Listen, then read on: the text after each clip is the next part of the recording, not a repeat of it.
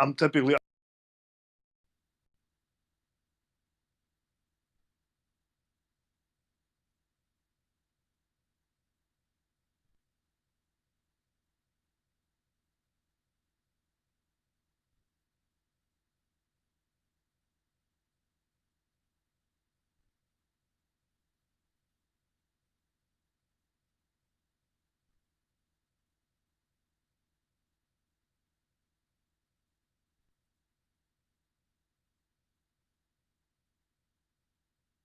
out.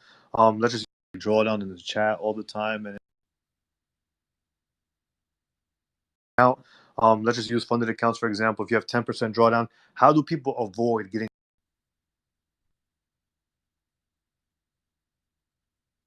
I'm we invite Armand to speak as well. He's in here.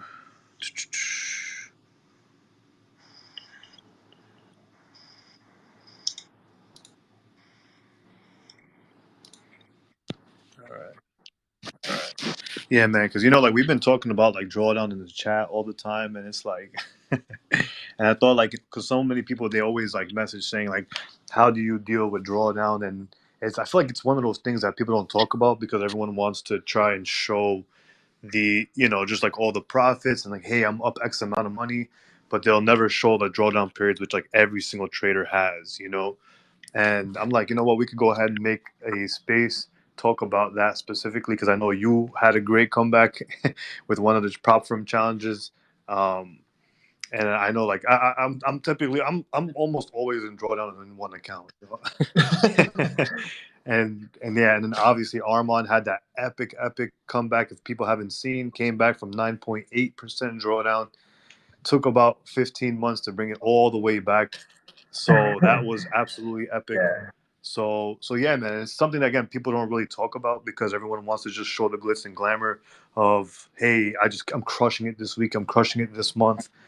But yeah, and it's like getting out of drawdown is truly a skill that I don't think people really they kind of underestimate it. They just think, oh yeah, it's like a taboo topic sometimes, but there's a skill to get out of drawdown because that's when everyone's confident in their system when things are going well, when TPs are getting hit. But once your system kind of goes through a drawdown period, or you go through a drawdown period, it's like how confident are you truly in your system and your own skill set? Because you do need that resolve because you're gonna start doubting, like, damn, can I really like get myself out of this? And I'm gonna start off with like Kyle, and obviously we have a lot of talks about this, but like for you specifically, I know you were recently in a drawdown period that you just came out of. Um, first of all, what is your idea? First of all, what's your thoughts on traders getting into drawdown, and not only that, but traders that ultimately have like how can people avoid getting into severe drawdown? Because drawdown's gonna happen regardless, but like how can people even just avoid getting into something super severe where it's detrimental to the account? Let's just use funded accounts for example. If you have 10% drawdown, how do people avoid getting to that 4 to 5%? And you can just start off by saying like, what's your overall thoughts on drawdown? Um, how you personally feel about it? Why it's so difficult for you and every other trader when a drawdown period comes? And yeah, we'll just start off like that. Yeah, so I think like it's a really interesting topic. Like you said, it's like taboo because nobody likes talking about their losses. But honestly, it's probably the most important thing to talk about because I think what people don't understand is usually when, at least for me, whenever I go into drawdown, it usually happens like really fast. And I think a lot of people listening probably can relate to that, where, they said they had a plan in mind. They said they were going to risk this much every week. And then all of a sudden, now they're like two or three times past their like limit on what they wanted to risk for the week. So I just know for me personally, every time I've gone through a drawdown period, right, it's come in such a short period of time. Like I guess my hardest months when I've, really struggled, like that drawdown curve, my equity curve will just sharply turn lower. And that's because like I'm trying to force the topic, or I'm trying to force my bias in the market. I'm trying to force my my opinion of the market, but the market is not in agreement. So every time I like take a loss, like if I'm on tilt, and tilt is related to drawdown, right? And Jared Tendler talks about it a lot in both of his books, and the mental game of poker and the mental game of trading. It's like when you go on tilt, right? All of a sudden, you're just giving back all that work or all the gains that you made from the previous days or previous hands in a short period of time. So it's really hard to try and avoid going through periods like that because it comes down to the fact that you're comfortable taking risks in the marketplace and you're comfortable accepting the fact that these markets are infinite, and as long as there is a market to be made, right, there's opportunity around the corner. And I think a lot of people can get caught up where, they say they're going to risk a certain amount on a given day or in a given week. And then they just find themselves over trading and over risking. So it really comes down to you just accepting the risk in the market and being comfortable not having to place a trade anymore. And ICT talks about that a lot, right? Like being comfortable just sitting on your hands, which is like a really uncomfortable thing to do because you want to get in there and just make money all the time. And that's not you can't really do that in a rational way because there's not opportunities every single day. I mean, for more experienced traders, yes, we're going to find opportunities almost every single day. But if you don't have the skill set, you don't know what you're looking for, you're going to do a lot of damage to your equity curve and your mental capital. Like you're going to drain your mental capital and you're going to see your equity curve, point downwards like really sharply.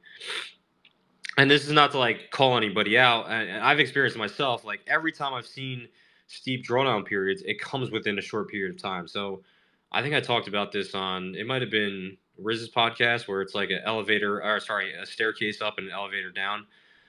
That is so true. Even in the markets, you can see it. Bearish moves happen extremely quickly, but then bullish moves is like a stair step effect upwards. And it's the same thing with your equity. Like if you go into a deep drawdown period, you're on tilt, like you could blow all of that work that you had spent all that time building up in a very short period of time.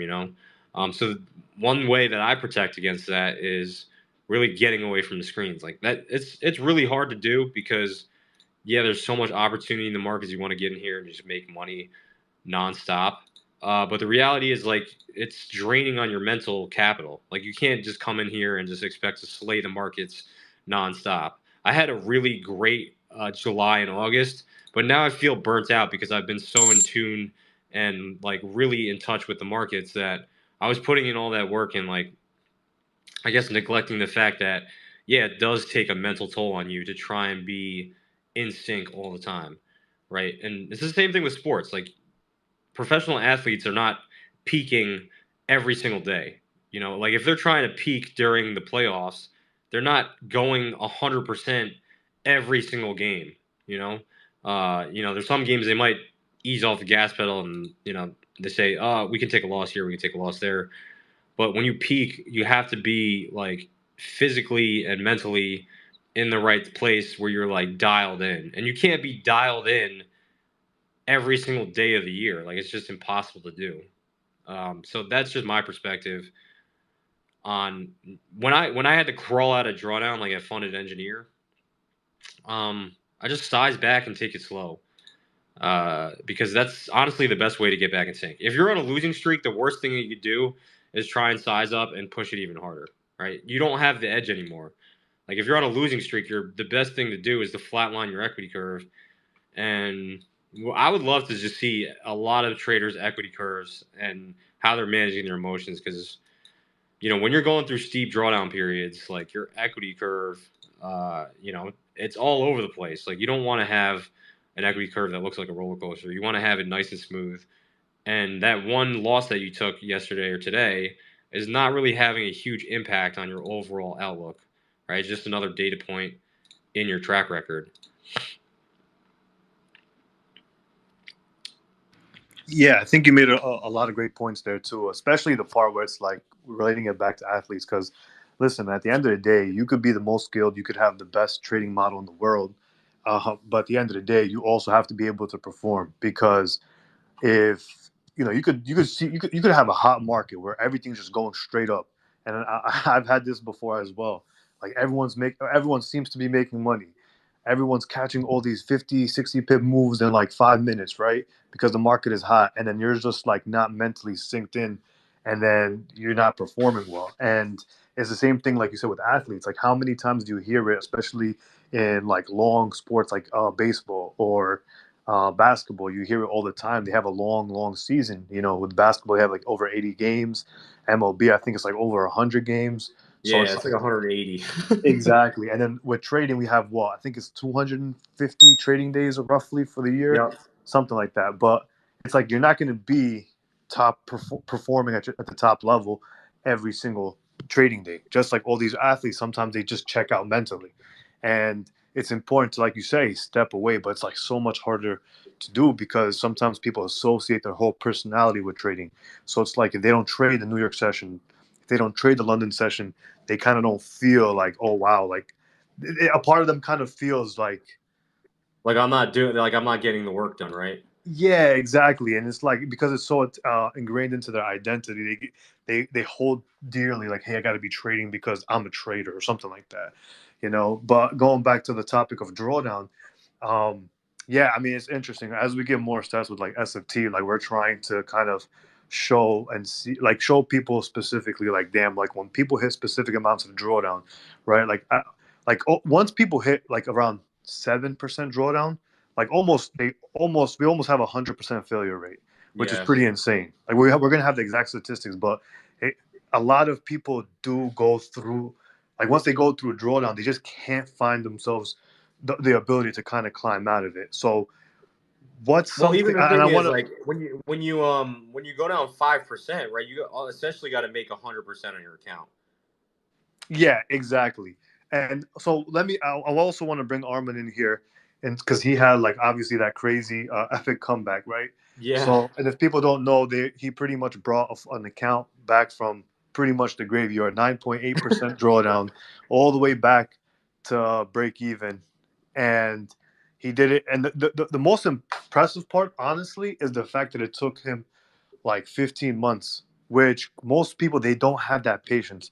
So I want to kind of bring in Armand and kind of like do a deep dive on his psychology because to be honest, man, that is very, very Yeah. Yeah, to be that's honest, some like epic. and like I'll throw this out there, like I wouldn't have had the patience to hold that account and in that Bro. drawdown for that long because I like for me time is money. So yeah, huge props to Armin. Like that's a crazy thing to do.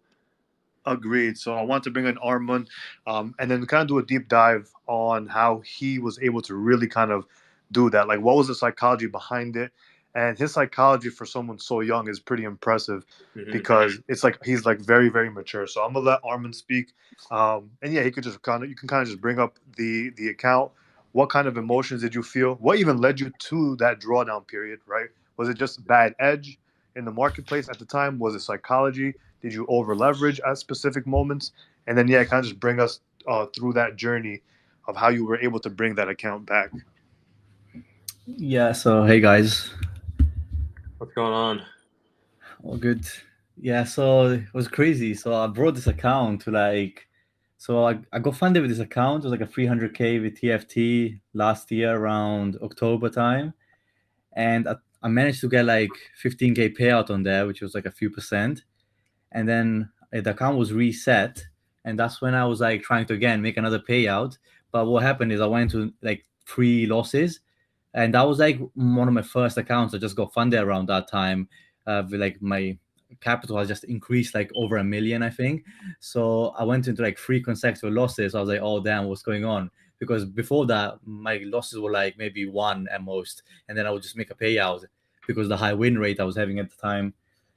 So when I went to draw down 2%, I was like, okay, should I like increase the size and come back to break even faster?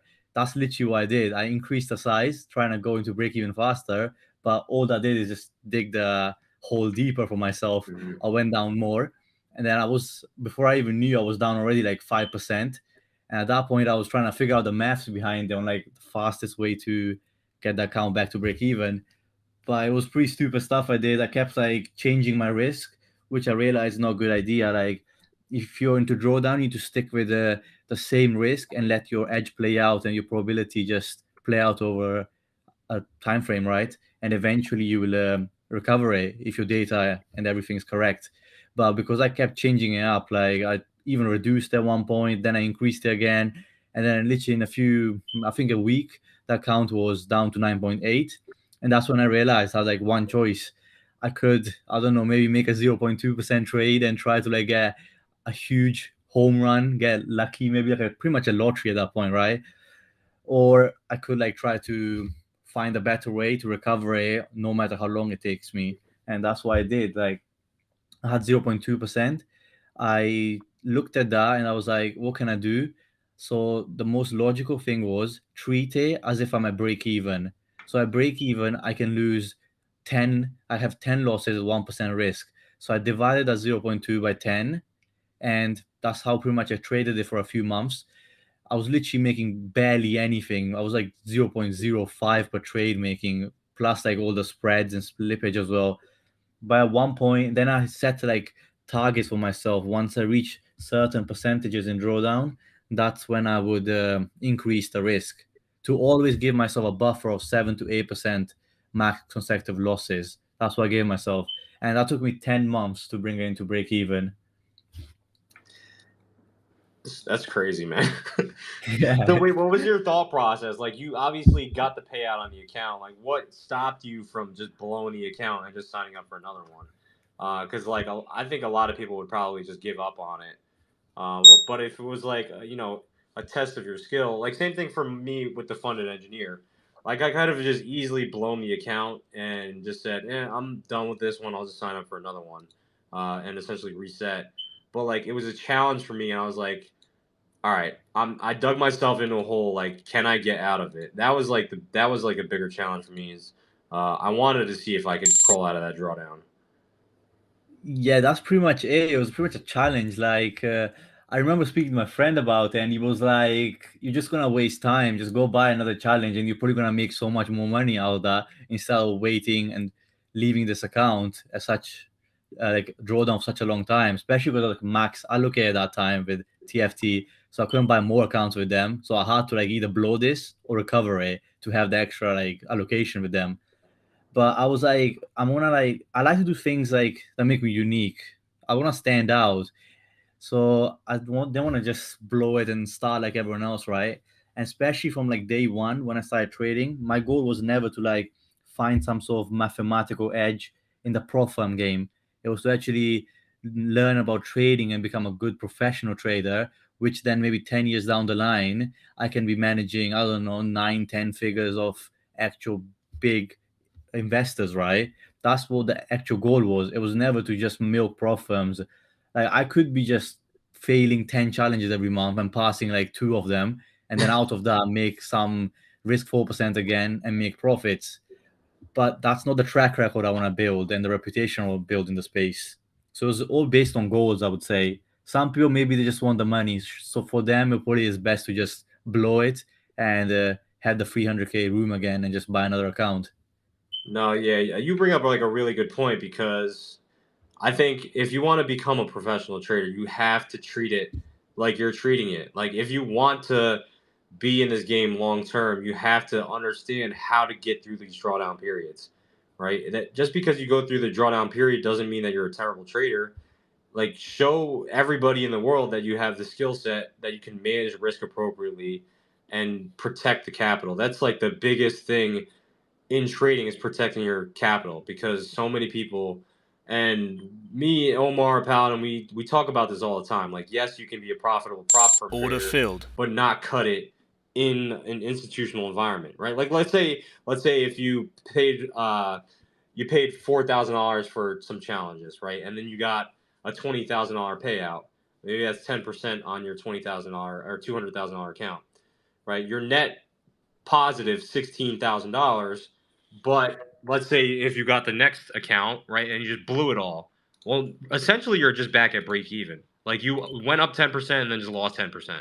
So essentially you're really just a break even trader. You're not even a good trader, right? And a Yeah. lot of people don't look at it like that. Like just because you have the ability to leverage up your capital and trade these prop firms and be a profitable prop firm trader that doesn't necessarily make you a good trader, right? So what if the prop firms go away? Now you're just a shit trader with your own capital. Yeah, exactly. That's literally what most people don't understand. Like they see all these people online posting these huge payouts, but they don't really understand that these people are most likely either break even or even at a loss. Like they might just be cycling through so many challenges, then eventually when they make these big payouts, it's like at the end of the day just breaking even. Yeah.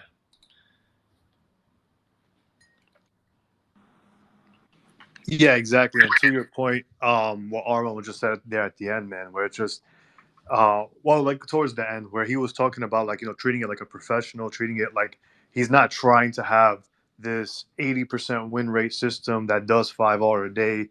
He's just trying to ultimately, because it's a probability and mathematical game. Like if you have the proper win rate with the proper risk to reward, it's impossible to be negative, assuming you have like the proper edge within the risk management system and you actually keep the same risk per trade.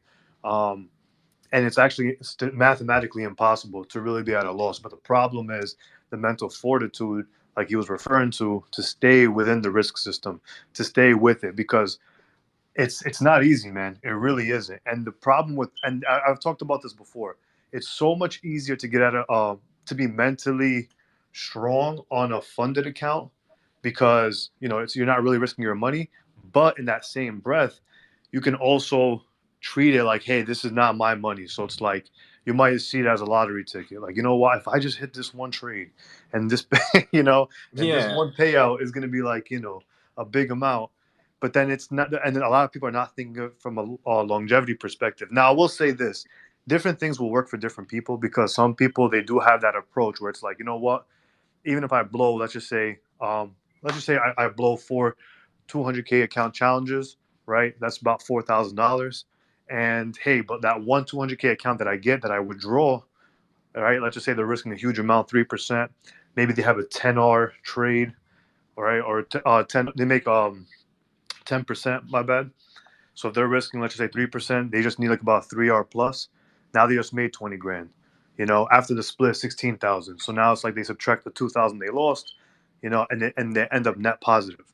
So again, I'm not going to knock anyone who does that, because it's again, it's all based on like someone's personality. But it's like what Kyle said: if prop firms go away, then you have to be able to learn and deal with your trading account with kind of like respect, because then you're gonna have to trade your own money, um, and you don't start from zero when you're in drawdown with on your own money. Like if you're down 5,000 on your own money, Yeah, you your can't just account reset. exactly. So it's not like you can't just reset and just be like, you know what, screw it. And I think that's the only negative about prop firms when it comes to that, because a lot of people are not going to be able to have that ability and the patience to draw, to kind of claw their ways back, because what they're going to do is once they get a drawdown, they're like, hey, and I'm guilty of it as well, where it's like, you know what, if I blow this account, I can always just restart another one.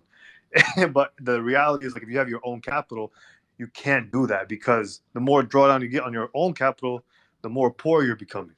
It's not like these prop firms where you can just like, you know what, I'll just buy another challenge fee if I blow this account.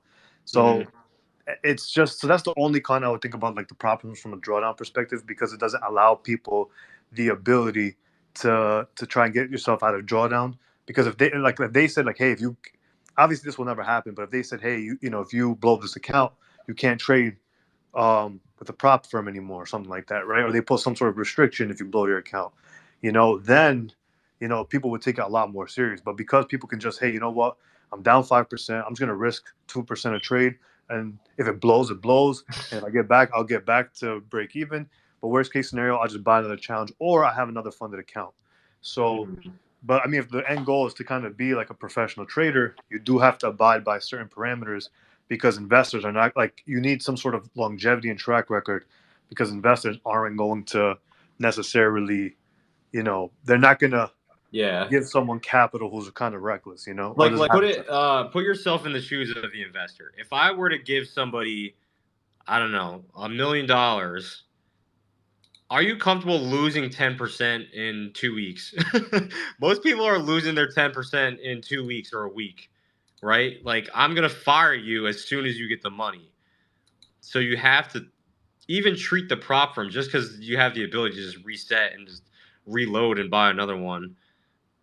It's not building a skill set that has longevity behind it, right? Because if the prop firms go away, you're blowing you have to protect the downside, and that's the biggest thing in business and trading, in life in general, is protecting your downside, uh, and then slowly build up the upside. But whenever I go through drawdown periods, like again, if I get overzealous or something like that, like I'm going through that drawdown period like extremely quickly. Like I'm going from like a hot streak, and then yeah, you can blow up a lot of your funds very quickly. If you guys haven't like read any articles on, I think the guy's name was Masayoshi-san or something. He was like this Japanese Stop like filled. billionaire. And he started trading like at the height of like COVID, became like a degenerate essentially, and lost like the majority of his wealth in a very short period of time. So you have to think about like how long he took to build that up versus him blowing it all in like a 3 month span. You know, like maybe he was creating multiple businesses, etc. It's the same thing. If you're spending all that time to build up your equity or your capital in these prop firms, yeah, you can lose it all extremely, extremely quickly. And people definitely underestimate that factor. There's nothing wrong with just stepping away from the screens and taking a break and keeping your frequency low. I think a lot of people think they have to be in the markets and trading every single day. Well, the reality is like you really don't have to do that to make a really solid living. Like you could come into the markets once a week, find one good setup, and probably outperform 90% of people out there trying to trade every single day. Yeah, man, couldn't agree more. And Kurt, what's going on, man? How you doing, bro? Yo, how's it going? I just wanted to add to the conversation quickly. Steph Curry has a lifetime 3-point average of his win percentage is 42%, almost 43%. That means he does not make 57% of his shots. And I think all of us in the room could agree he's one of the greatest of all time. So if you're walking around with a 42.8% lifetime career stat for your 3-point average percentage, I think that's a really, really big deal. And within the space, within the markets that we operate in, I think it's extra important to be flexing coming out of drawdown more so than it is what passing an evaluation. Like passing an evaluation, you can YOLO that bitch and who cares? And or you could be undercover buying several of them and just going until you get it. I think the metal of a true trader, and that's going to be a trader that's trading their live funds, right? I mean, I turned 46 in 2 months, and I had to work for 2 weeks, collect a paycheck, and put it into a savings account after I paid all of my bills. That was my trading capital, right? A percentage of that then became trading capital. So this idea of being able to work yourself out of drawdown, I think it's far more admirable and it shows far more skill. So I want to say kudos to Armin, kudos to Jade Cap. I mean, I haven't taken a ton of funded challenges, but I've blown ones that I've taken. And I'll be on Front Street and say that because I didn't treat it like it was real. And I think it's super important if you're undercapitalized. The key is if you're undercapitalized, if you're not trading and you can't afford to trade real life funds, then you better fucking treat that bitch like it's real. Yeah. All right. And that Like means the real test comes when you get funded. It's more impressive to me if you can keep a funded account, not make a dime for 6 months than it is for somebody coming in just YOLOing it on the next trade, essentially just coin flipping it. And now they're saying they're a skilled, profitable trader. To me, that's not skill. That's just luck. And not treating the markets like a casino, I think, is uber extra important, right? Like it's a skill set. Disassociating with the money and associating with the skill is where and how there's longevity in this game. And again, in social media, I would love to see each and every person that's listening, that's engaging with this conversation, to be focused on, yeah, I'm in drawdown, and yeah, this is how I'm getting myself out. This is how I've gotten myself out of drawdown. I find that far more admirable towards being a reflection towards your skill set as a trader, and more importantly, your mental fortitude, your risk management, your psychology, than YOLOing 2% and taking a 20 pip or a 65 pip run on a pair, right? Yeah. Like, if you can do that, that's great. And you need to have an edge, you need to have an expectancy, you need to have data, you need to have a lot more things behind your edge. And yeah, I mean, that's really all I wanted to add to the conversation. Yeah, and then something that helps me a lot is understanding like what my max loss streak is, and that's something that Rodrigo kind of ironed into my mind when when I was struggling with those drawdown periods, because I would have drawdown periods that would last longer than they have been recently, and that was something that I really focused on over the last 2 years, was trying to understand how do I avoid those drawdown periods, even though they're unavoidable. Like, if you look at an equity curve of any profitable trader who has found success in the market, they're gonna have rough periods where they go through and they just sustain losses, and it feels like everything that they're doing isn't panning out. I think I watched or I listened to a podcast on Chat with Traders. I think it was the Best of Risk Management, and I think it was Michael Katz from 7 Points Capital had talked about it. He said every trader goes through a buzzsaw at some point during the year. Like, you're going to go through a buzzsaw, and everything that you're doing is going to be incorrect. Like, you're going to buy, and it's going to keep going down, and you're going to try and get on a counter trend trade. It's going to keep going against you.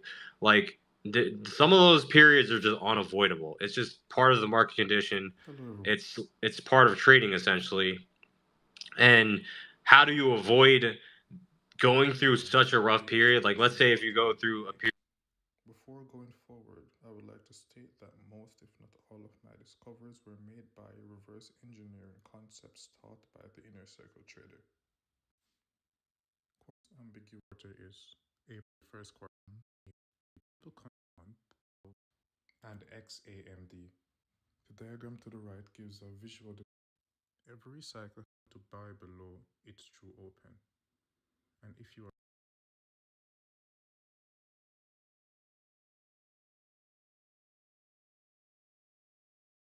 Period of bad drawdown. Like, the reason I trade 0.25% across all my funded accounts is because it's allowing me to have 40 losing trades in a row before I blow the account. And I've definitely gone through periods where I've lost like 5, 10 trades in a row, right? Because I have that one day where I take 3 or 4 trades and they're all losers. And looking back, it's like, why did I even do that? I should have just stuck to my plan, taking one trade. But looking back in hindsight, there's nothing I could do about it. Like, I just made the mistake.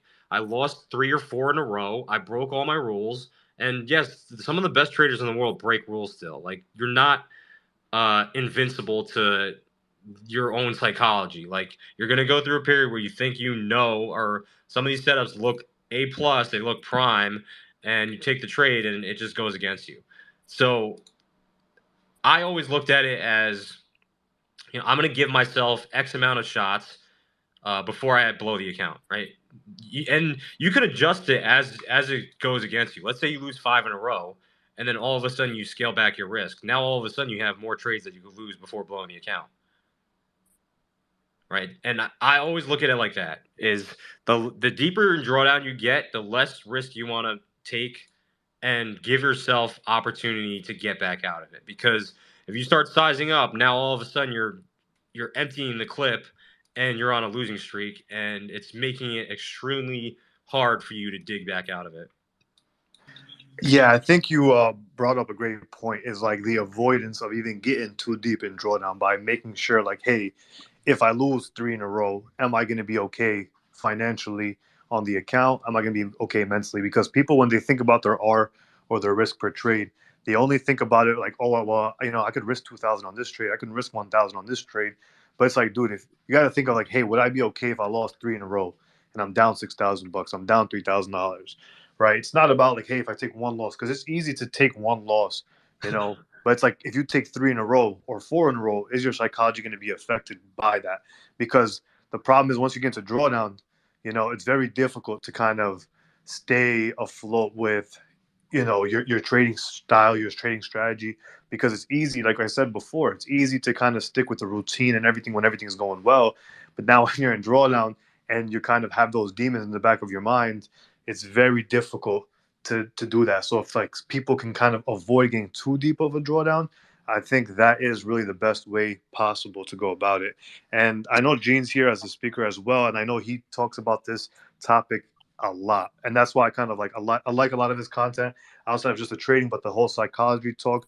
The whole bringing talking about drawdown. Like he's one of the few people that constantly talk about it on Twitter, like how to handle drawdown. And I think he's like a great person as well to kind of give their insight on their approach to drawdown mentally and even tactically in terms of how to approach it from a risk management. So yeah, Gene, I'm going to go ahead and give you the floor, and you can go ahead and just speak on those topics. Yeah, thank you, bro. First of all, everyone, thanks for being a part of this space. So Jade actually touched on a few points that I wanted to build upon, and the first one with drawdown is if you look at drawdown, there are actually two kinds of drawdown. Now you have a drawdown from, let's say you're losing, you're following your protocols, your models, and you're losing trades. That's fine. Okay, that's drawdown. And there's another kind of drawdown where you're losing because you're messing up your trade management or execution, or you're doing something dumb. So essentially, you're deviating from your model. Now, when it comes to these two kind of drawdown, what I usually do is if I take like 3 losses back to back, then I have to identify what the problem is. Okay, is the problem the market conditions, or is the problem me being very inefficient in terms of my trade management? And then I'm going to take steps depending on what the problem is. Now, I know everyone will like a situation whereby if you're in drawdown, you can just say, "Oh, this is a problem. This is why I'm losing trades, and all I'm going to do is I'm just going to reduce the risk, and that's all." Now, sometimes that might not necessarily work, and the reason for that is if you're trading, let's say for example, you're trading in a condition where it is just consolidating, just market is just going back and forth, just no real expansion in price, just nothing. Even if you reduce your risk, you're still going to take losses because it's not necessarily the model. It's more of you're not trading in the right conditions. Now, if you are in a losing streak due to your own, let's say, poor psychology, you're rushing in trades too early, you are over leveraging, then that's something whereby, okay, I need to reduce the risk. Right. So what I do is when I get into a losing streak, I have to identify the root cause of the problem. And the root cause of the problem is always going to be two things. It's either the market, you're trading bad market conditions, or you are your own problem. Okay, now, if I'm trading bad market conditions and I can identify that I'm trading bad market conditions, what I do is I have to reduce my trade frequency, meaning the usual frequency of trades I'll take per week in normal market conditions. I will reduce that significantly. So if I'm taking like 5 trades, 4 trades per week, I'm going to downsize to like 1 or 2. And I'm looking for a very high probability trade to take. Now, that does not mean I'm going to do this for the rest of like the year or something until market conditions become favorable. So once I identify favorable market conditions, I can go back into trading as usual. Now, the reason for this is if you look at every consistently profitable traders, now everyone goes through periods of drawdown. I definitely go through periods of drawdown. It's not a big deal. There's nothing special about drawdown. It's just how you go. It's just number one, the speed of identifying when you're in a losing streak or drawdown period, and how you deal with the drawdown. Now, before I make the other, It's like, why did I even do that? our man was the person who went from like 9.98 drawdown to like back to break even, which is hugely commendable. That is mad impressive. Now, the reason why this is mad impressive is because a lot of people are very short-sighted when it comes to trading, and they think that the be-all end-all of trading is trading for prop firms. And what I've been trying to preach recently is there are people out there who will give you millions of dollars if they can see your track record. Okay. Now, when you get into a live setting, no, I'm not talking about prop firms. I'm talking about demo. Because the thing with trading prop firms and demo is you mentally know that you can blow a demo account and then just go order a new one, and you can just start fresh and start trading. Now, imagine you're managing like $1 million in capital. There's no resetting, just no starting up fresh, just no buying a new account. If you're in 10% drawdown, your investor is going to call you and ask you what's going on. So if you're not building the skill set, and this, you go on Twitter and see so many people post their like payouts, and in the meantime, they've lost like 200,000 accounts before they got that one payout that they posted, and everyone's all going crazy about, oh, this person made this amount of money in payouts. Well, if you go in the live setting, can you replicate the same success in the live setting? Because remember, in the live setting, just no 10% drawdown. There's no rules that the prop firm giving you rules. Actually, it's a good thing. There's no rules of like, oh, 10% you breach your account. If you get into a spiral, which I've done before, okay, I told you guys before, that was 2020. I have 56,000 left in my account, and I saw Q banks on Instagram go from like $46,000 to 260 something thousand. Now again, I'm like, bro, Q banks trades 26.2 Fibonacci retracement level with EME confluence and support resistance. I trade ICT. And that was my ego talking. I'm like, if I trade ICT, I can definitely outdo what Qbanks was doing. Guess what? I went in, put on 26 lot size twice on Euro Aussie and 26 lot size twice on Pound Aussie, and within 5 minutes, I lost 26K in 5 minutes. Remember, that's all the money I had left then. Okay, so literally, I'm losing almost over 50% of my account in this final 5 minutes. There's no prop firm drawdown of 10% to like stop me from over trading or none of that. It's just me, my account, no rules. And what I had to do next, and that's when I started to learn about, oh, trading is not just about understanding ICT or understanding institution and everything. It's also about learning to create rules for yourself. So when it comes to drawdown and also when it comes to trading, if you don't learn how to operate in a rule-bound environment, you're going to fail. Like it's so easy for you to fail.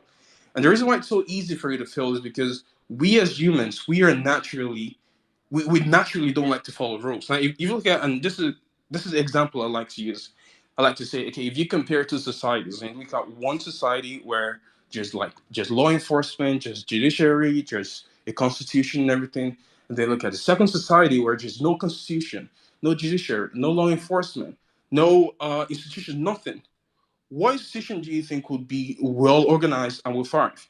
Obviously, it's going to be the first one because there's rules in place to guide the actions of everyone there versus the second one. And that's the same thing with trading. When it comes to trading, if you don't create rules of engagement for yourself, it is very easy to fall into the trap of over trading, greed, over leveraging until you blow your account. And you start asking yourself, oh, why did I take all these trades? Why are you taking all those trades? Because you were emotionally reacting to price. Because there was no rules. Okay, so now going back into what I was wanting to talk about with Jordan, and this is a very awesome space because I learned something from Arman and Jade and even Kit. But when it comes to drawdown, when you're looking at losing streaks, you have to identify what the problem is. Is the problem stemming from you're following your model, but the market conditions are not that favorable, or is the problem stemming from maybe you're making human errors in judgment? Okay, maybe you are maybe over trading using very small stop losses, which I used to deal with in the past before, or you're using too much size. And what can you do to fix it? And the thing with consistently profitable traders is no one ever fully overcomes their impulses. I still impulse trade from time to time. No one ever fully overcomes your impulses. But what we do is we get better at identifying them and then quickly resolving the problem. So, for example, I have a two trade limit for the day and a 2% risk, 1.5% risk limit to 2% risk limit for the day. So, meaning if I get to 2%, I'm done for that day.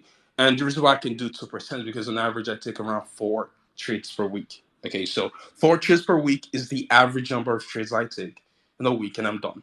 Okay. Now, sometimes I might go in and let's say I trade your London session, I take a 1% loss. And then I go back in and trade your New York session, and then I take a loss. Now, the question is, if I find a good setup during London close, do I take that trade or do I stay out? Now, sometimes I still do take the trade. But if I take the trade, even if it was a profitable trade, that went over my risk limit for the day. So, again, what do I do in that situation? I had a winning trade, but I still deviated from the rule. Now I know that if I go on the next day to trade, because I deviated from my rule the previous day, it's so easy for me to fall into the cycle of over trading or just saying, let me just keep trading as I like. Because and this is when it comes to trading, it's a very fine line between discipline and everything just falling apart. It's a very fine line, and that's why every time, if regardless if it's a profitable trade or not, and this is why I tell people your focus is not on the profitability of the trade. Your focus is on the efficiency of the actions in the trade. Meaning, did you manage your trade efficiently? Regardless if it was a profit, if it was a loss, did you do it efficiently? And you are always constantly checking back in with yourself, which is why it's very important to journal every night or every evening. If you took a trade that evening or that day, in the evening, you got to journal. Okay, did I deviate? Did I do something right? What did I do wrong? Am I in the right psychological state to go in the next day and continue to trade? Because losses, losing streaks, especially extended losing streaks, sometimes you're not necessarily due to just market conditions. A lot of times you're due to a combination of both market conditions and our lack of willingness to want to adapt or identify the problem. So we just go in and we're trading bad market conditions, but then we're over trading bad market conditions, and it just starts to compound, and then it compounds, and then it compounds, and now we're in a losing streak. And you're like, oh, what do I do? Okay, let me just blow the account. But well, if you have a live account, you cannot just decide to blow the account and then go buy a new one. You can't just blow a $1 million live account and then go buy a new one. And the main thing your focus should be is stop being. I know we're talking about doing drawdown, but it also ties into what I want to talk about, which is stop being so short-sighted with trading. Okay, and when I say being short-sighted, I mean thinking the be-all end-all of trading is just profit and you're done. There are people out there with lots of money, tons of money, who will give you immediately if you can provide them a track record of your performance. But then you actually have to cultivate the skill of handling losses. And part of handling losses is being able to identify the root cause of the losses and applying the appropriate measure to fix or tackle the problem. I'm not saying you cannot avoid losses, but if I'm on a losing streak, what do I do? For example, the month of March, I was on a losing streak. And what I decided to do next was I stopped trading as frequently as possible. So rather than taking like 4 or 5 trades a week, I was doing 1 or 2 trades per week. And what that did was, rather than going on like a 3% loss at the end of the week, it was more like a 1% loss or a 0.5% loss. And when I had the winning week, it overshadowed all the losses. And that's the good thing about trading. The edge in our trading really is the returns versus the risk. And the reason why trading is different from gambling is because gambling, when you go in and you bet money, you're looking to obviously make the same amount of money. But if my average return is 4% and my average loss is 1%, if I lose 4 trades, I don't really have to worry myself because I can get it all back in one trade. Does it make sense? Like if I go on the losing streak, okay, I know, all right, if I'm down 4%, then what I need to do is I need to downsize. Because if I keep using the same risk, and I like to tell people, some people might say, oh, you want to use the same risk because if you reduce your risk after a losing streak, then what's going to happen?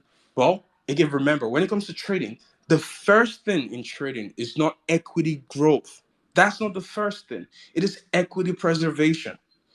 If you cannot preserve your equity, there's no equity to grow. And that's why I always tell people when you go in wanting to trade, your first primary concern is the risk. You are concerning yourself with risk, and then reward comes later. So If you're on the losing streak and you're not downsizing to protect capital, then there's not going to be any capital for you guys to grow an account on. And that applies to prop firms too. So what I will do is, let's see, for example, if it's a 10% drawdown and I'm risking 1% per trade, once I get to a 2% drawdown, hypothetically, once I get to a 2% drawdown, then what I'm doing is I'm downsizing my risk from 1% per trade to like 0.5%. So by doing 0.5%, for me to lose an extra 2%, it's going to take even longer. And if I lose an extra 2%, I'm downsizing to 0.25%, and I'll stick it there. I'll just leave it there at 0.25%. And by doing it that way, it's going to be extremely difficult for me to blow an account because now I'm risking 0.25% per trade.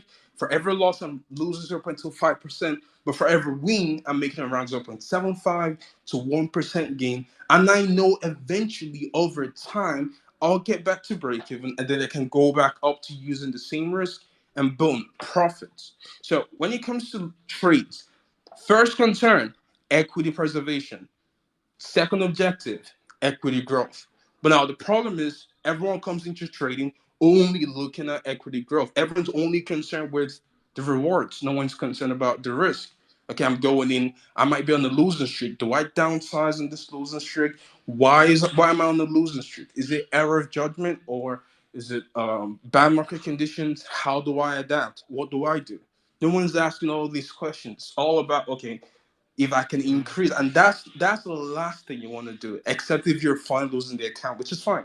But again, I prefer if you stop through the process and brought your account from drawdown because now you're teaching yourself a valuable skill set. And this is to all of you guys out there who like trade preference, and you might want to be like, oh, no, it's fine, just blow the account. I can get a new one and I'll start afresh. If you don't train yourself how to deal with periods of drawdown, no one is going to do it for you. And when it comes to a point whereby you get an opportunity to like manage a live account, manage funds, real funds, or you're on the trading floor, what happens then? When you get into drawdown, how do you react? Because it is very easy to go in and say, oh, I'm sure I'll manage drawdown when I get there eventually. When you get there, really you're not going to be able to do so because when it comes to trading, what you want to do is you want to create a positive habit. Meaning, if you get into drawdown, you want to train yourself to know how to get out of drawdown. But if you never train yourself to how to get out of drawdown, essentially you don't have the skill set to do so. If that makes sense. So this is why I'm more of if you go into drawdown rather than blow the account, just work your way back into break even, work your way back into profit because not only are you saving the account, you're also teaching yourself an extremely valuable skill set. And what actually separates individuals like Omar, Jade, why do I call him Jade? Anyways, Kit, Arman, and the rest of the people on here, what separates them from everyone else is their ability to manage losses. That's the real skill set of a pro. Their ability to manage drawdown is what comes first. If you are a good money manager, then you are a good trader. That's how it goes. So they go hand in hand together. Also, by the way, this space is so fire. I'm about to drive right now. I'll just leave it on because I'm getting so much value from this space. But I'm done, and yeah, I think Omar can take over. Yeah, I mean, dude, that's exactly why I wanted to have you on because I've watched a lot of your videos that you've done on Twitter. Um, in regards, I mean, obviously the trading content, but even the psychology talks. Dealing with drawdown, how to scale positions. And these are the things I don't think people realize really what makes someone a true professional and a trader.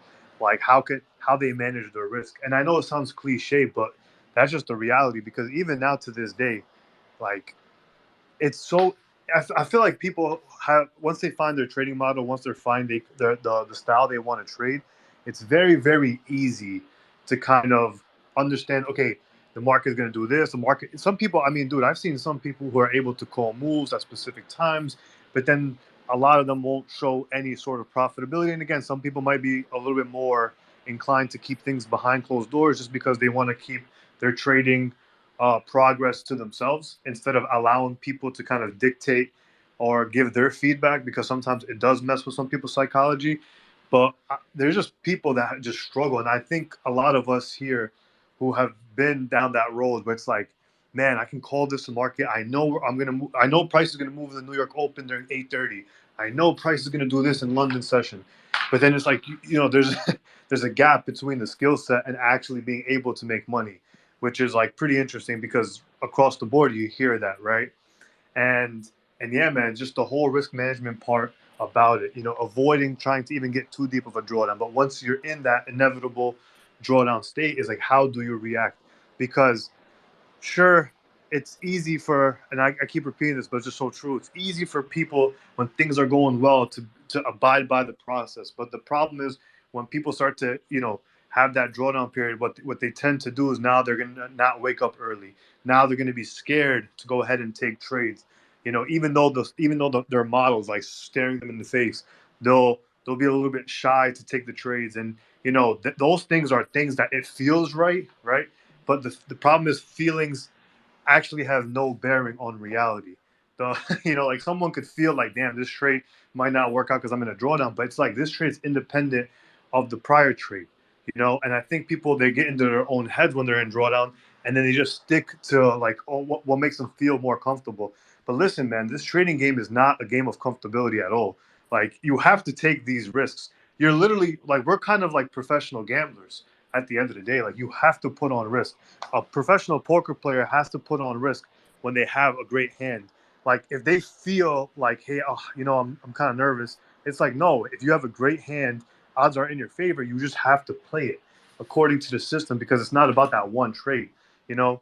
And I think going back to JCap's point where he was talking about, like, listen, just reduce your risk to the point where if you lose 5 trades in a row, financially, you're not going to be so disappointed where you're like, oh my God, like, I need to make this money back because I'm down a shit ton of money.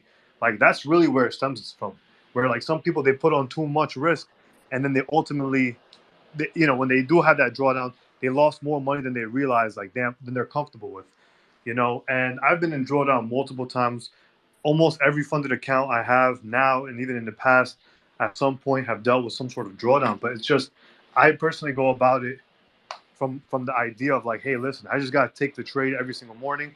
And now I'll be honest, like, now because I've watched Gene obviously trade a lot of the lower time frames, like the 1 minute. And obviously, I'm not telling people go ahead and start trading 1 minute or 5 minute, but I will say this: the lower time frame entries having a higher risk reward, man, there's a benefit to it because it's like it helps in the drawdown period. Because if you're down 3R, but then you have a solid 5 minute entry, you target some sort of H1 PD array or 4 hour level.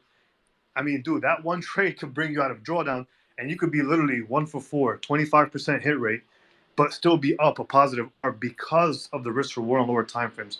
So that's just a separate discussion, but it's just something that I thought was like interesting, because that's kind of how I was able to crawl out of drawdown on one of my accounts. Was like, you know what? Listen, man, I know what I'm looking for in the 5 minute. I'm looking for a raid in New York Open in line with the overall bias. If I get that raid and I get a structural break, I start to see imbalances in my favor, I'm just going to enter 5 minute stop losses and then try to target higher risk rewards. And like in a few trades, was able to get out of that drawdown. So yeah, I think now I'm going to open it up to a few people who've requested to speak. So let me, yeah, I know he was request. When you get somebody up here, I just want to touch on like what Gene was saying is people really do need to understand like what's putting them into a drawdown, right? And uh, I refer back to Jared Tendler's book. So he talks about having an A game, a B game, and a C game, and in order to improve your A game, you have to like essentially work on your C game, because I think a lot of people are just operating in C game where they're over risking, over leveraging, and then if you can't fix that, like your A game is never going to get better. So you have to like really tackle your weak or identify what your weaknesses are first, and then tackle them. So what Gene was saying is essentially you have to stop focusing so much on the outcome, right? If you take a trade and it's a winner, that doesn't necessarily make it a great trade. So when I'm doing like a daily scorecard and I'm trying to rate how my day went, just because I smashed it out of the park and made 2, 3, 4% on a given day, that doesn't necessarily make it an A plus day, right? I can follow all my rules and still have a losing day. But in my eyes, it's an A+ day because I followed my system, I followed my process, and it's more about following your process than it is about the outcome of that specific day. So I can have a losing day net, but it's still an A+ day for me because I followed my trading plan, I followed my rules, I followed my risk management, and everything about it. So at the end of the day, now I can identify, all right, this drawdown period is because of market conditions, it's not because of how I'm operating. And trading is really just about your behavior. Like, it's human behavior. How are you dealing with losses? How are you managing the trades? How are you assuming risk in the markets? And just getting in sync with yourself, because I think a lot of people are just operating outside of what they are trying to do long term. Like, they're operating either off of fear or greed. Could I jump in there real quick? Yep. When we're talking about risk management, and I think as a newer trader, a lot of people end up dealing with some form of emotion. I think if you get back more to the performance metric and really focus on your performance, how are you performing within this drawdown state? Are you still capable and able of deleveraging, seeking being more picky towards A+ setups? Like performance metrics are so important. And if you want to disassociate with the money, and if you want to improve the skill, focusing on your performance is so important. And your importance within drawdown is equally as important. So it's not about what was your payout or how much money you're going to make after X amount of days. Jade Cap touched on this, and I find this conversation fascinating, by the way, because I was in a chat with Paladin and Jade and Omar and Casper and Kimmel and a bunch of other guys, and we were talking very specifically about, like, there was a poll of 40,000 traders, and within that discussion, within that video clip, I mean, out of these 40,000 traders, the best performance was like 2%. But like, even the top performer within these 40,000 traders, like, he was in drawdown negative 17%. Like, how do you operate? How do you measure your performance when you are down? If you blow up, you ain't ready. You got a weak mind. You got to focus on some of these intangibles. But being able to recalibrate yourself to know that you want to focus on your mental, and you want to disassociate the emotional, and you want to bring it back to performance. Your performance metric is super important. If you're in drawdown, you should be licking your lips, clapping your hands, and saying, all right, let's fucking go. Because now the game really starts, right? You're in drawdown. How are you going to perform? How are you going to measure your risk? Are you going to be capable of deleveraging and being more picky for your A+ setup? I just wanted to build on that because I think Gene brought it up, Jade brought it up, Omar brought it up, and it is literally a topic of conversation we were having 9:00 at night last night, right? So it's super, uber, extra important if you're listening. How do you rate your performance? How can you perform under pressure? It's fourth quarter, you're down, and you're expected to make a game-winning shot. Are you going to be able to find that A+ setup?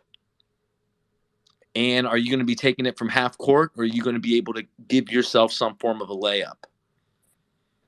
So I just wanted to add that. Yeah, I know Omar wants to hand the mic over to some of the speakers. So I guess my question to everybody that's in the audience that's gone through a period of drawdown, like, what's your process of getting back in sync with the markets and yourself? For me personally, before I pass the mic on, like, I personally love getting away from the markets. Like, you can't be in the markets every single day, especially if you're in a drawdown period, because you're gonna burn out mentally. You're gonna feel the pressure of trying to get out of the drawdown.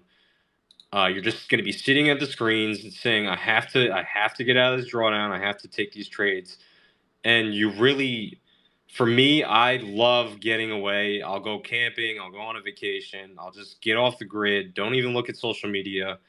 And then usually when I come back, I'm like 100% refreshed and like aligned with my goals again. And that way I understand every trade that I take is just a probability game. Like, am I following my processes? Am I following my rules?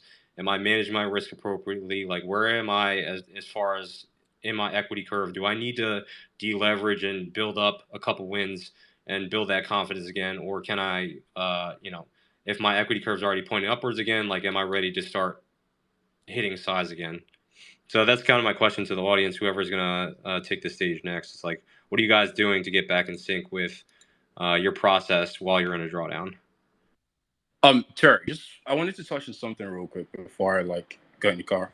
Um, One of the main things that actually changed trading. Now, when it comes to analysis, like I'm good at market analysis, but I used to struggle at trading. And one of the things I did mentally for me, which helped massively with my trading, was changing the value system. And I've said this before, and I wanted to say this again for like the people who are listening to me for the first time. When it comes to trading, and where I got this from was actually from a Kobe interview. I can't remember the year, but he was talking about how he was more concerned with that all the moving parts were gelled together. And so, like, if they went to like LA, for example, and they were supposed to play a team or something, rather than going to party the night before, they had to like be at the gym. Him, Shaq, and the rest of them, making sure that they were doing the right things. So when it came to game day, they could actually show up and win the game. And that also applies to trading. A lot of us, a lot of you think just like everyone else. If you think just like everyone else, you will probably have the same result just like everyone else. Now, how do everyone else think like? They think trading is all about profit and losses. How much did I make today? I made $20,000. Okay, let me go and post it on Twitter because I made $20,000. I'm excited, and you see people. You can see so evident in their emotions. You're so excited about the profits they made, right? And my value system is not necessarily about the profit or loss. It's more about if I took a trade today, did I do the right things in that trade? If I did it, that's a good trade. Okay, so now my value system has shifted from a monetary value to more of a skill set value. Now, the reason why I'm seeing this is because when it comes to life, just outside trading, you don't get to the end goal by just focusing on the end goal. You get to the end goal by focusing on the day to day process, right? Like J. Cole said, just building the struggle, organizing success, right? So it's the day-to-day process of watching yourself grow, watching yourself do the things necessary to get to the end goal. That's what actually gets you to the end goal versus the person who just plasters pictures of a Bugatti on your wall and they keep daydreaming about owning the Bugatti. They'll never own the Bugatti because you're not doing the things day in, day out to own the Bugatti. You just daydream. It's all a daydream. And that's the same thing with trading. When it comes to trading, after every trading day, I want you to evaluate your performance from a performance standpoint, not from a monetary standpoint. And the thing with this is, if you start to evaluate your trading from a performance standpoint, what you will start to do is all those little mistakes that leads to losses, like jumping in on a trade too early, over leveraging, waiting after you took a loss to see if the market was ripe for another entry, stop trading altogether for that day, all those little things will be fixed because now you're detaching yourself from the monetary asset, which is what a lot of people cannot do. A lot of people are so attached to the money of trading that if they take a loss, they are destabilized. And that's why you see mentors on Instagram, they don't want to post losses because they think they post losses, people think they saw. You also see the same thing on my Twitter or on Omar's Twitter. If Omar gets an analysis wrong, everyone is trying to kill the man because he got an analysis wrong. Or if I take a loss, everybody on my Twitter is trying to advise me on what I could have done better to not take a loss. I'm like, bro, I'm posting the loss to show you it's good to take losses and what I'm going to do to fix the loss. A loss to me is no different than a win to me, honestly. The only thing that makes significant difference to me is withdrawing profits in my bank account. That's why I saw, like, I think 2 weeks ago when I made profits in USD, I'm like, I'm stopping trading for the week because I was overexcited about the profits I withdrew from USD. So I know my mental is fucked up and I can't go into the marketplace with a fucked up mindset because I won on the trade. So I'm not trading. I'm taking time off, going to the other things, and then I'll come back with a refreshed mindset, and I'll go back to doing the usual thing. And again, it went back the next week, awesome week. Week after, it was very awesome, and that's the thing with trading because my value is not necessarily on the money aspect, but my value is on how can I perform at my best? And that's what all the great athletes do. The great athletes, you're focused on every time it's game day, I need to show up and be at my best. So if your focus is on every time I get on the charts, I am performing and making decisions to the best of my ability, it's going to be really easy for you to thrive and find success because all the impulses of I saw this guy make X amount of money on Twitter, so I need to over leverage to make this amount of money on my own trade. You're not all those things will not move you. Okay, all those things you're not going to influence your decision making. And what I love you guys to understand is while you're trying to look for trades and place trades on your own M24 or your own M25, there are institutions, there are trading floors, there are prime broker clients, there are hedge funds, there are investment banks who are also doing the same thing at that same moment. You are literally trading in the biggest market there is. You're literally trading in the greediest market there is. You're literally trading among like wolves. So if you don't bring your A game, it's easy to fail. And that's why I look at the stats of like the average retail trader, and it's like 90+% of people struggle to find consistency. And 90+% of people struggle to find consistency because they have a very wrong value system. Their value system is placed on, okay, can I make $20,000 today? Can I make $500 today? Can I make $1,000 today? Oh, I lost $1,000. Let me try and over leverage to make it all the way back up. It's all a wrong approach to trading. The emphasis should be placed on performance. When I get in front of the charts, am I performing at my optimal best? And that's why what I like to do before every training session is I like to conduct what I call a psychological analysis. So I have a set of questions to ask myself before I get on the charts. Am I very excited from a recent trade? Am I scared from the last trade? Am I emotional? Am I in the right headspace to make good decisions? And the reason why I'm seeing this is because and this is the question I like to pose to people. I'll ask them, if you took 20 back-to-back losses, your last 20 trades were all losses, and you saw a setup right now, would you take the setup? Literally, everyone says no. All right, fine. If your last 20 trades were all wins, you have 20 back-to-back wins, and you saw a setup right now, would you take the setup? Everyone says yes. What changed? Was it price? No. It was your emotional reaction to price. Can you see how your emotions influences your decisions on the charts? And that's when I tell people if you're going into price, you need to have written down your rules, meaning this is my risk limit for the day, this is my expectations in price. This is what I'll need to see before I move stocks to break even. This is what I need to see if I'm going to leave stops in place. This is what I need to see if I'm going to scale in. And everything in terms of your actions on the charts has to be pre-planned. Now I understand that when you execute, it's all like gray areas in price. Like price is a gray area and you have to submit to that portion of price. When you take on a trade, everything that happens after is outside your control. Sure, fine. But your reaction is in your control.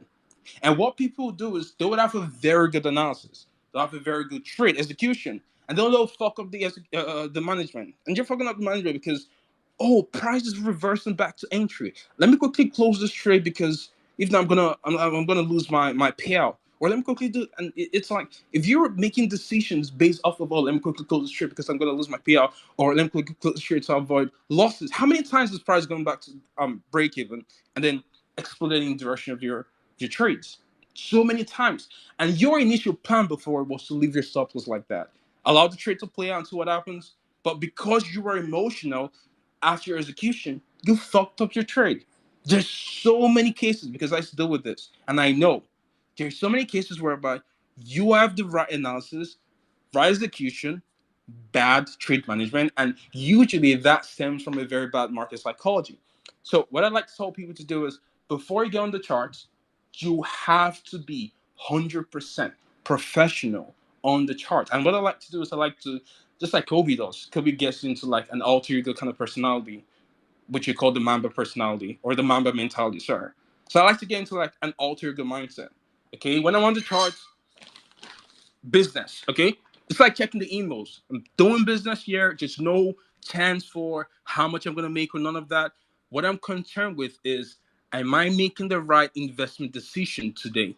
That is my focus. Okay, so when I get on the chart, there's so many times whereby my analysis looked so good, played out, but price not getting to my entry, and I'm fine missing the entry because I know the market's not ending that day. There's still gonna be a forex market the next day, and the day after, and the week after, and the year after, and the decade after. So why am I concerned about missing a trade when I know that my mental is so fine? That's the thing. If you want to find consistency and success as a trader, your value system has to change from monetary value to performance value, just like every great athlete does. Kobe, I'm not sure about LeBron, Jordan, Messi, Cristiano.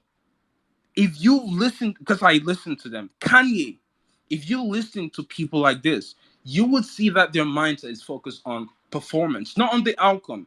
And the awesome thing about this is the success will naturally come. If you focus more on the process over the outcome, this it just comes naturally.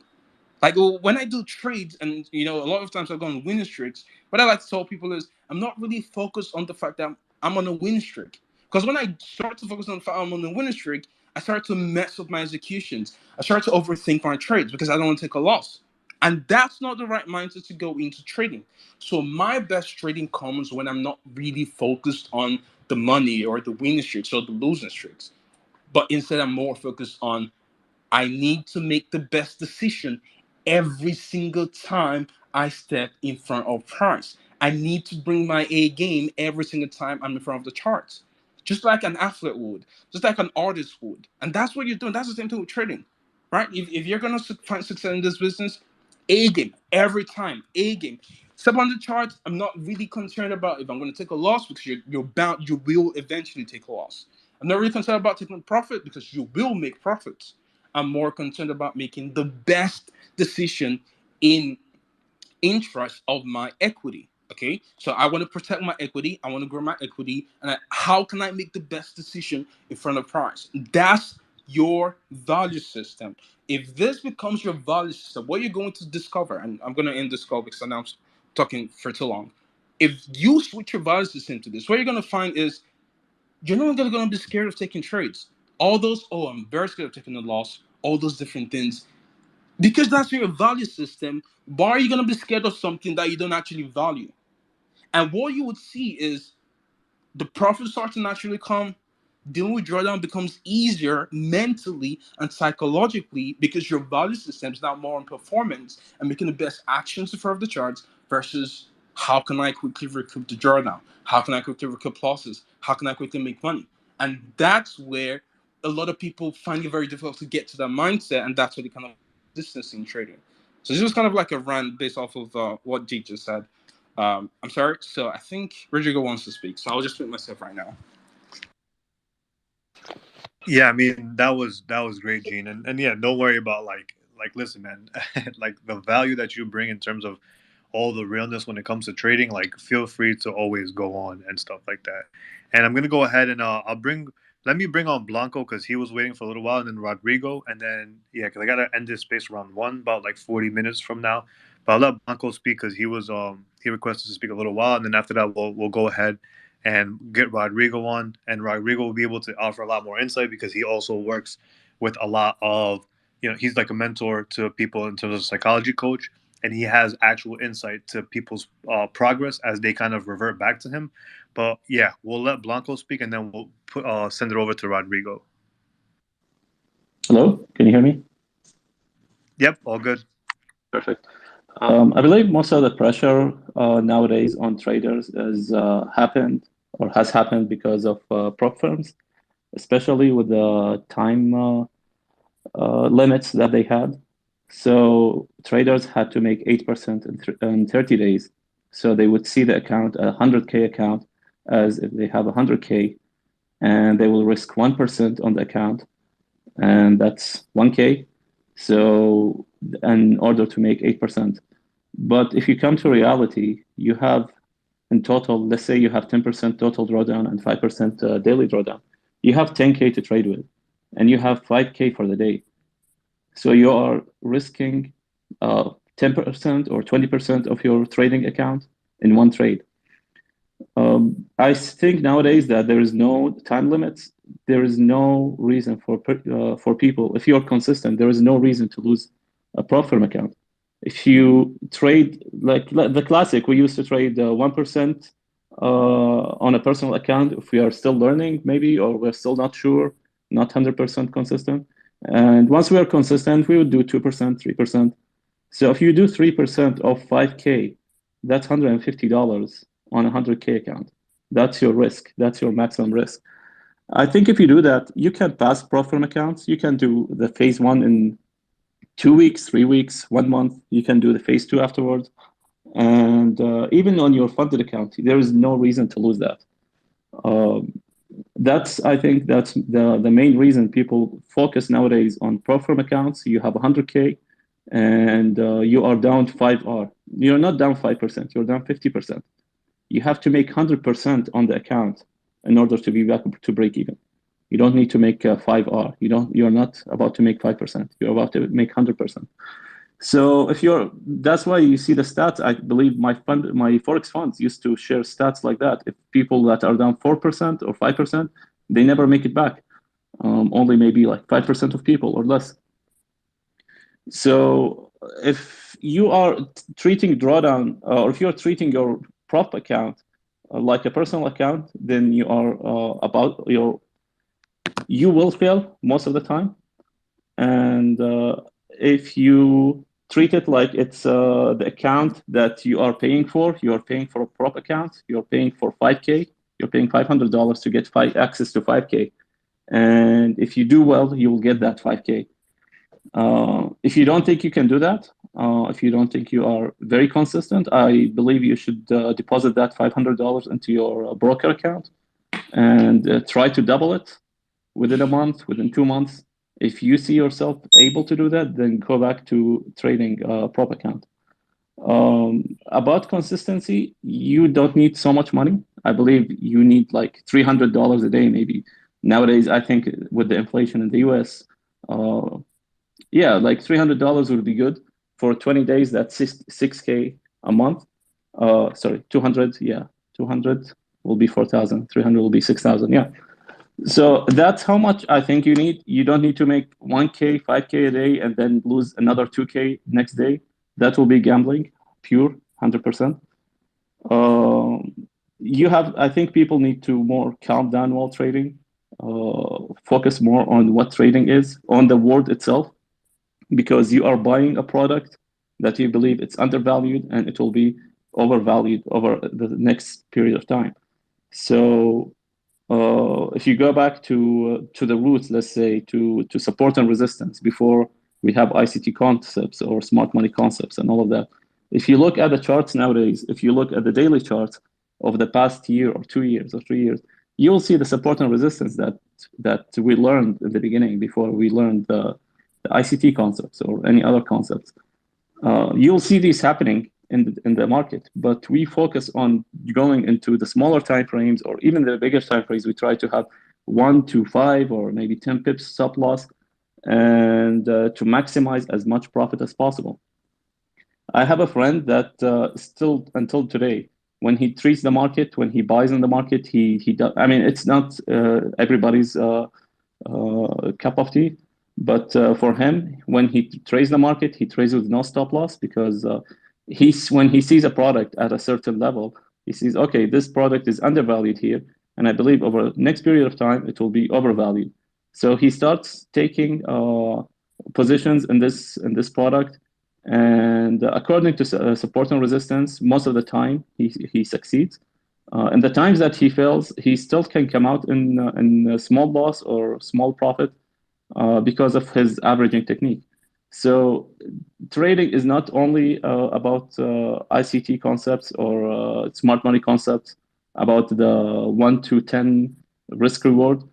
So I think people need to open their minds to these things as well in trading, so to have more consistent profits.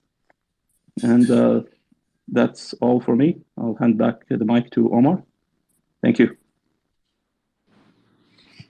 Yeah, no, and thank you for kind of like bringing up that insight as well, because at the end of the day, man, like with trading and like dealing with drawdown and all this stuff, especially with prop firms, and we talk about this all the time in the group chat, where it's like prop firms, they're good in the sense that they give people who have the skill set to generate money, but maybe might be undercapitalized, a great way to kind of access more capital, access a third party to make more money.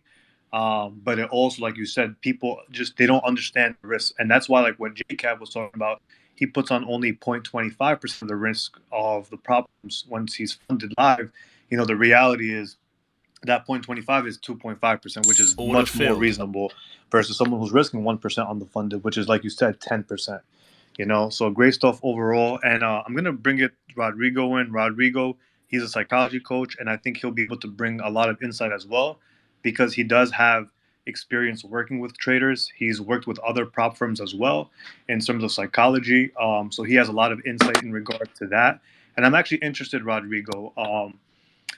The traders that you coach and the traders that you obviously have on your platform, when they go through drawdown, I'm interested to see, are they getting into drawdown because of their system? Is it because maybe they're deviating from their process? What exactly brings some of these traders into drawdown, and how do you typically help those traders to get out of it whenever they do get into that drawdown? Right. So I've got about 4 minutes before my next session, so I'm going to be really quick with this question. But it's a really good question. I've got 5 things here, but I'm probably going to get to about 3 of them. So what really causes drawdowns are both tactical and mental reasons. So if it's a tactical reason, it could either be part of variance, part of probability. And that's why when it comes to tracking trades, it's very important for the trader. And what I teach traders is to classify each trade based on whether it was a good win or a bad win, or a good loss or a bad loss, right? Because there's a difference. If it's a bad win, it means you broke your rules, but you still made money. If it's a good loss, it means you followed your rules, but you lost money. That's okay. You want good wins, good losses, good break evens. So yeah, we classify bad break evens as well, because sometimes the trader will shift that break even according to their impulse rather than a rule set based on data. So when it comes to the causes of drawdown, it could be either a part of variance, or it could be a mistake. And when it comes to mental, it could be the same thing again. It could be they're in their A game, they're in flow, and they can still be in drawdown, right? You can still, even though you've done everything right, you've ticked all the boxes, you got to bed on time, you woke up, you've done your morning routine, you did everything, yet you can still lose 4, 5, 6, 10 trades in a row, right? But then was those trades, were they based according to the rules? Then that's why the importance of journaling is there. So that's why I ensure my traders are tracking. I don't know if someone needs to mute, please, if you don't mind. That's why it's important to track, because otherwise, then how are you going to know where the leaks in your system are, your tactical and your mental? So if you're not tracking your trades, I'm going to kick your ass, because otherwise I can't help you. You're wasting your time, you're wasting your money, you're wasting my time. So it's really, really important that the tracking takes place. So in order to get out of drawdown, it really comes down to a few things. So I echo what Gene was saying about focusing and changing your value system, so you're a process orientated individual rather than an outcome based individual. And so to do this, you need to gamify the process.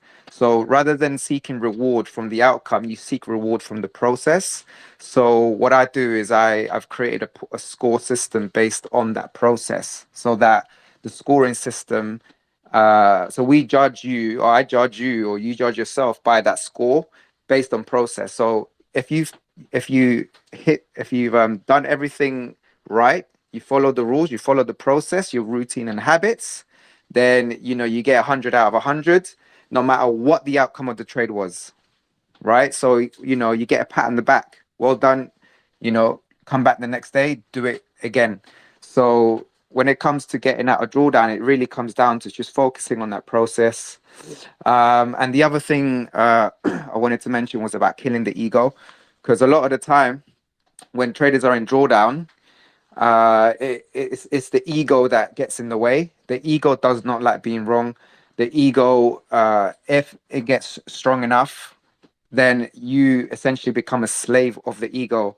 But part of this process as a trader is you need to become the master of the ego. So the ego becomes your slave. So you need to condition your ego, because you can't get rid of it, but you can condition it, you can tame it, right? Your ego needs to become your slave. And the way to do that is a few ways.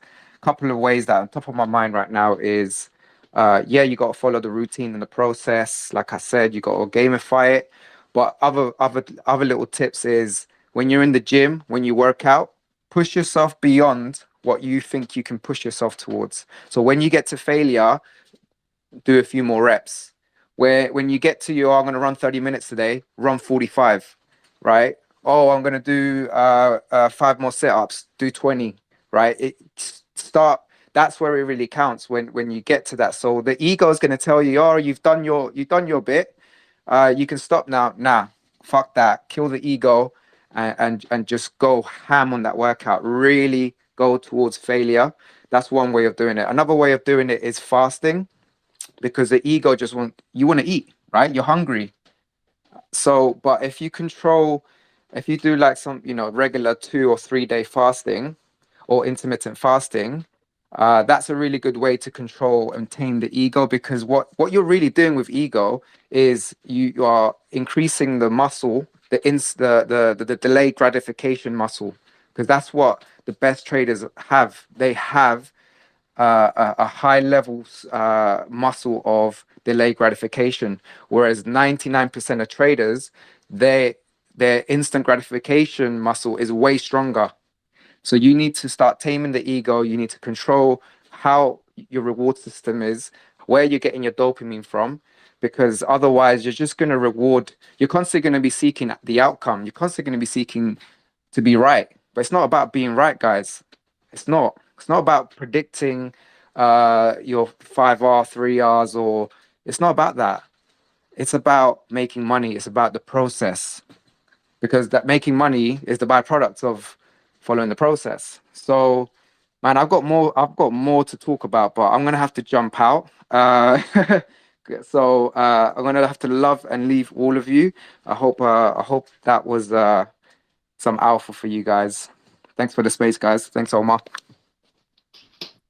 Yeah, thanks, Rodrigo. And man, like you touched on it in terms of the ego, right? Because especially with social media, if you're in drawdown, sometimes you feel kind of incompetent. You feel like you don't have the skill set anymore. You feel all these negative emotions, and you start to feel insecure, you know, and kind of putting yourself in check. Like, hey, you know what? I'm just going through a drawdown period. Everyone goes through it. $1 million traders go through it. Traders who are doing, 8 figures a year go through it. Like, it's just a natural progression. And I think constantly reminding yourself, and that's what trading really is about in terms of psychology, is constantly reminding yourself, like, listen, I can make mistakes. Doesn't mean I'm like a terrible trader. I can go ahead and be in drawdown. Doesn't mean I'm a terrible trader, right? Just kind of always reflecting the truth of the matter that, hey, if I go through a period of difficulty, doesn't make me any less than the next person, right? Now, obviously, there's practical ways to go about it where you have to make sure that you don't go on complete tilt and just start taking garbage trades. Kyle talked about it where having some sort of time away from the charts is very, very beneficial because you want to have that reset. Because the reality is, you could be on tilt today, you think you're kind of reset, then when you go into the charts tomorrow, you still have that lingering emotion that's kind of still in the back of your mind, which at the end of the day can fester into that specific trading day, even though the tilt and the negative emotion stemmed from the prior day. So it's very important to make sure that, like, hey, if I have to take 2 days off, if I have to take a social media break to kind of get out of drawdown, or to kind of like get back into sync with the marketplace, assuming the marketplace is actually um, it's conducive to your specific style. It's okay to take some time off. And I even talked about it in my public Telegram, where it's like, I didn't post any market recap for like, a couple of days, well, like 3-4 days. And I'm like, listen, guys, I was in drawdown and I had to just refocus. Like at the end of the day, everyone's trading should be number one priority.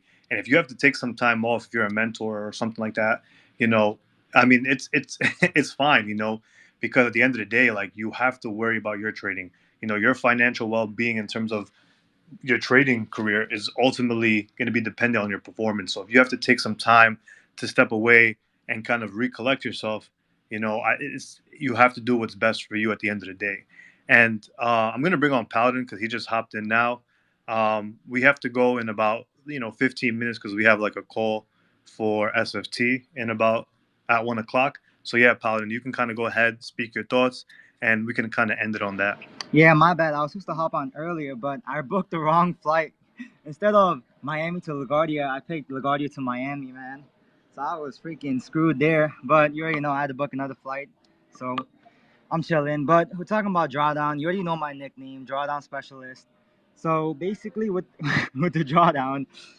So I was listening to Darwin X CEO, who is it's more like a hedge fund somewhat, where they have 30 to 40,000 traders managing private capital, and he mentioned how his top trader for 7 years has a track record of hitting 20% a year, aiming for 1 to 2% a month consistently. And like I said, this is for 7 years. And the thing with him is he's had drawdowns as well. His most drawdown was 17%, which is a lot. So a lot of traders think that, oh, they're going to be profitable every single month. But the truth is that's not realistic given the data out there, given from my experience as well. Every month you're not going to be profitable. There are going to be times where you hit drawdown. And with drawdown, how you approach it is very different. So for me, for my profit accounts, when I'm in drawdown, I keep the same risk. I could care less if I lose the account just because I have a bunch of funded accounts. Whereas, so for example, if I'm down -3, -4%, I'm in drawdown, I'll keep the same risk. I'll either keep going because the chances of me blowing the account if I lose like it's gonna take me like a bunch of trades in a row for me to lose the entire account. So I keep the same risk. And like I said, I don't care if I lose the funded account because I have other ones. Whereas when it comes to private,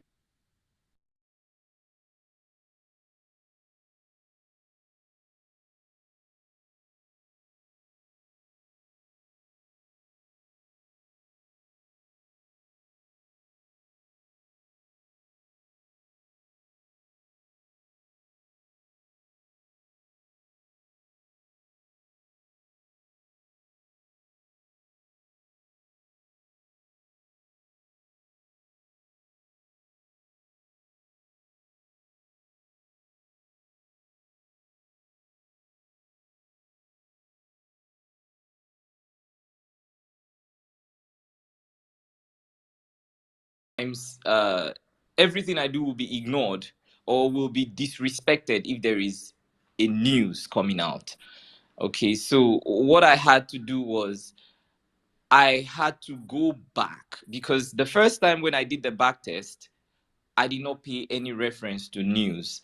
And if you haven't done this before, it's very difficult for you to reference the news release during your back test. It is stressful, very stressful, So I strongly believe that whatever you do during your back test is what you should do when you're actually trading live. If you did not pay attention to the news, then you shouldn't pay any attention to the trading going forward. Otherwise, you're going to have a different result. Okay. And it's the same. So what I'm trying to say, it was difficult for me to go back and say, okay, what date is this? What time is this? Was the news released? It wasn't very easy. So it wasn't even a tweak I was willing to make easily because I didn't have enough data on it. All right. So for the most of it, I just said, okay, fine. I would I would check the data going forward. And why I'm saying this is because back testing and forward testing have different effect. There are some things you cannot put to the test when you back test, like your emotions, your patience, right? You cannot backtest those things. Right? You're just sitting down there. In 1 hour you can backtest 5 years. But man, in real time, in real time, you have to wait to see those bars bounce up and down all over the place until they get to your POI. And that is not easy. You can sit in 5 minutes and it will happen and you'll be fine.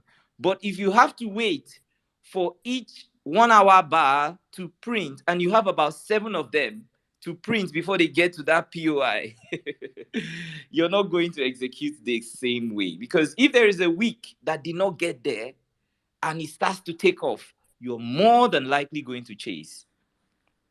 You see it. So some things are best tested going forward, and that's why you need to keep a journal, so that going forward, while you are executing your trade, is as good as back testing. All right, it's as good as back testing, so that you can see the information in real time, and your journal can help you to say, okay, this is what I did, this is what I didn't do, this is what I did, this is what I didn't do. This is what is working, this is what is not working. That is very important. I don't see how a trader will not have a way of observing what is working and what is not working. Trading generally is about discovering yourself. It's about growing. It's about improving yourself. And I have to tell you, I've become a better person because I decided to be a trader. Okay, because the pursuit for discipline is more than enough to set you in the right path as a human being, not just trader, right? It's going to set you in the right path. Once you start to say, oh, I need to be disciplined with this, you now start to say, okay, how can I get discipline? Then they start to tell you, you have to start to take the small tasks seriously. Do everything you have to do, show up every day and do this. You're already getting better as a human being. You see, so it translates to trading. It does translate to trading. And I mean, what I would say is, should you tweak your system? Not because you have a losing streak. You have a losing streak of 5, 6, 7, and you tweak your system. No, that's the wrong thing to do. And I can understand that because I was there. I was there. The problem is consistency. It's difficult for most people to remain consistent. Les amis, je suis Why? dans un Because hôtel they de like luxe à results Gili immediately. Trawangan, une petite île They en want to Indonésie see à the côté de result Bali. after one trade. They want to see the result after 2 trades. They want to see the result immediately. That's why consistency is reserved for the successful people only. All right. If you see the people who are not successful, they are the people who have this short-term mentality. They fall down to do the push-up. They want to see the result immediately. If they don't see the result, they're not going to the gym anymore. Right. So, Stop and the Phil. opposite of intensity is that I hope you guys are listening. People pay for this. That's all I'm saying. that means I must get my royalty. Yeah. Get with Sajib afterwards. Yeah, hold on. Oh You my guys think good I'm God. Oprah out here, man. Come on. Yeah, so I Dude, think I'm he's actually almost he's done. spitting facts. Spitting facts. Yeah. I mean, this is I would just say that, as you continue to, if you are committed, you are intentional about improving. Today I ask, I say, what is your edge? If I say, what is your edge? Even as you're listening to me now, I'm asking the question, you who is listening, what is your edge? A lot of people don't know, they don't have it, and they can't be bothered to find it, right? And then they remain spectators here.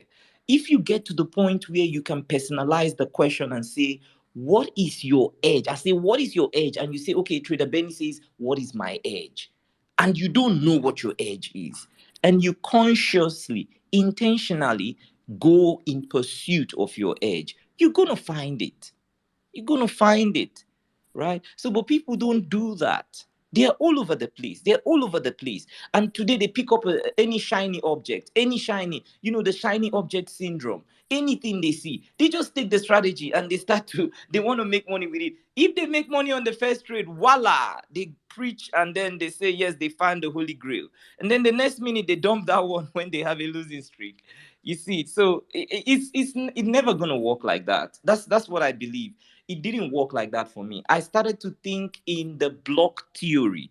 I don't care about the outcome of one trade. I don't care about the outcome of Euro JPY, USD JPY, GBP JPY, Euro USD. I don't care. I don't care. What I care about is after 10 trades. I don't care.